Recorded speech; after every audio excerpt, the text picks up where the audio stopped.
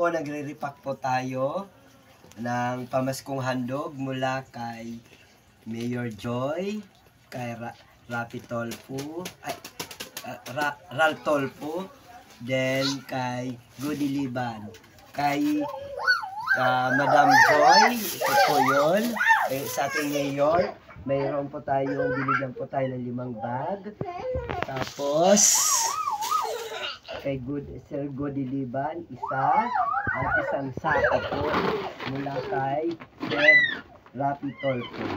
At ito po yung magiging laman, naging kinalabasan po sa ating repack. Kasi repack na po natin ng maayos. Ito po.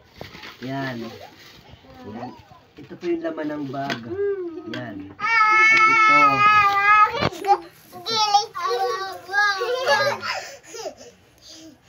Tapos, ito pa po yung iba. Yan po.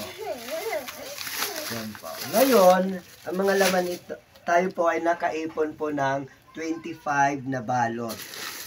So, ang bawat balot po ay lalagyan po din natin na may kasamang bigas. Katulad nito po. Yan. Ito po. Ipamimigay po ito sa ating mga nasa sakupang mapa. Ay, HOA. Dito sa aming lugar, sa Mapa HOA. So, ito po ay didistribute natin sa kanila bukas dahil magkakaroon po tayo ng meeting.